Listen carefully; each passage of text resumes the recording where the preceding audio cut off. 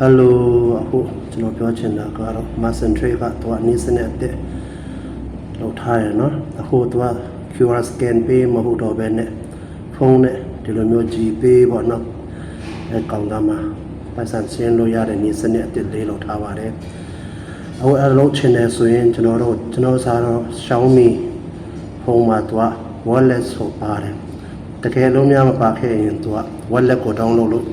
Google Wallet ကို download ရမှာဖြစ်ပါတယ်အဲ့ဒါကိုနှိပ်လိုက်လို့ရှိရင်သူကဒီလိုမပေါ်လာမယ် add to wallet ကိုနှိပ်ပေးရမယ်နော်နောက်ပြီးတော့ဒီမှာ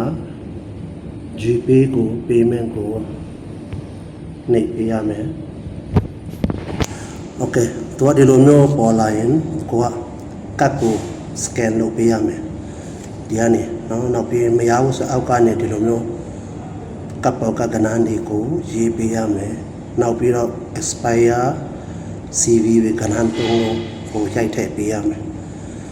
နောက်ပြီးဒီမှာကျွန်တော်တို့ location မရေးထားသေးဘူးဆိုရင်ဒီမှာအောက်မှာ location နဲ့ကျွန်တော်တို့နေတဲ့နေရာကို address ဖြည့်ပေးရမယ်ဒါဆိုရင်ပြီးပြီပေါ့နော်ကျွန်တော်တို့လုပ်ပြီးပြီဆိုရင်ဒီမှာ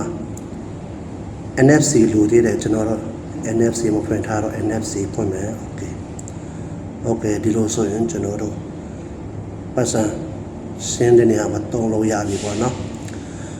ဒါမှမဟုတ်တော့တစ်ချက်စီသေးတယ်ကျွန်တော်တို့ Macentric app ကိုတွားပြီးတော့ app အဖွင့်ပေးလို့သေးတယ်ဆိုတော့ Macentric app ကိုဖွင့်တာနဲ့ကျွန်တော်တို့ card setting ကိုတွားမယ် card setting ကနေကျွန်တော်တို့ wallet pay ဆိုတော့စာ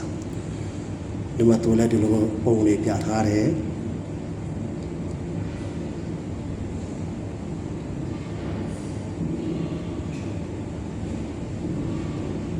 โอเคဒီမှာအပေါ်ဆွဲတယ်ဒီမှာဒီအခုဖွင့်ထားတဲ့ဥစ္စာတကယ်လို့များမလုပ်ထားသေးဘူးဆိုရင်သူကပိတ်နေမှာဆိုတော့အခုကျွန်တော်ဒါဖွင့်ပြီးသားပေါ့နော်ဆိုတော့ဒါကိုဖွင့်လိုက်ပြီဆိုရင်ကျွန်တော်တို့ငွေရှင်းတဲ့နေရာမှာလင်းမြန်ပြီးတော့နေမြန်ဆန်ပေးစင်လို့ရ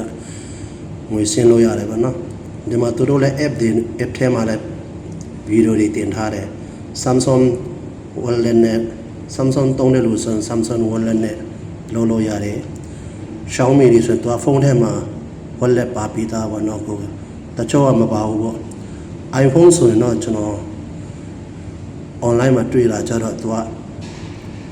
Apple Pay နဲ့ဆက်လို့ရတဲ့သဘောရှိတယ်ဒါပေမဲ့ကျွန်တော်တော့မစမ်းသေးဘူးเนาะကျွန်တော် iPhone ကိုင်ဖို့ဆိုအားလုံးနားလေသဘောပေါက်လိမ့်မယ်လို့ထင်ပါတယ်เนาะအားလုံးကိုကြည့်စွာပြီးအရောက်စီတိုင်းကိုကျေးဇူးတင်ပါတယ်လို့ပြောချင်ပါတယ်เนาะကျေးဇူးတင်ပါတယ်